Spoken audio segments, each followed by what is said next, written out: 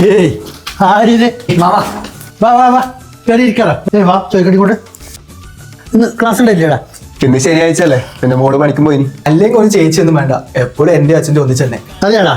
ഏയ് ചായ ഒക്കെ കേട്ടോ. ഏയ് ചായ നോക്കണ്ടപ്പാ. അതെ അതെ, ഇപ്പൊ അപ്പുറത്ത് കുടിച്ചതേ ഉള്ളൂ. അത് പറ്റിയില്ല. എന്താടാ ചായ കുടിച്ചിട്ട് പോയിക്കൂടി. അവർക്ക് ചായ കൊടുക്കാൻ എന്തെങ്കിലും ഉണ്ടോ? നല്ല ചെക്കനോട് മേടിക്കാൻ പറയണോ? എന്നാലും നമ്മളെ മോനല്ലേ മൂത്തത്. മോൻ അവിടെ നിൽക്കുമ്പോ ഇവനെന്ത് ഇത്രയും കല്യാണം കഴിക്കണമെന്ന് ഒരിക്കൽ നല്ല പറയപ്പോ അവർ കേൾക്കണ്ട. അപ്പോ നമ്മ വന്നെന്തേന്ന് മനസ്സിലായിട്ടുണ്ടാവുമല്ലോ. അതെന്ത് ചോദ്യപ്പാ? കല്യാണം ഇങ്ങ് അടുത്തില്ലേ? അങ്ങനെ നിനക്കും പെണ്ണ് കിട്ടിയല്ലേ? അതെന്താ വെച്ചാൽ അങ്ങനെ ഒരു ചോദ്യം. അപ്പൊ അമ്മാവ 2 ദിവസം മുമ്പേ വരണം. അതെന്തായാലും വരുമല്ലോ അപ്പാ. പിന്നെ ഏട്ടൻ നിന്നിട്ട് അന്യം കിട്ടുന്നതിന്റെ ഒരു നീരസം ഉണ്ടെന്ന് അറിയാം. അതല്ലേ ഈ കാലത്ത് നോക്കണോ ശ്രീധര?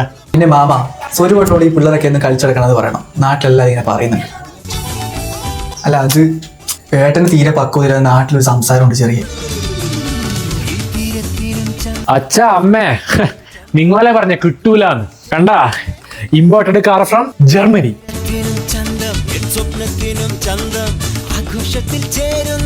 അമ്മ എടാ അത് ഞാൻ വെറുതെ കാണിക്കും.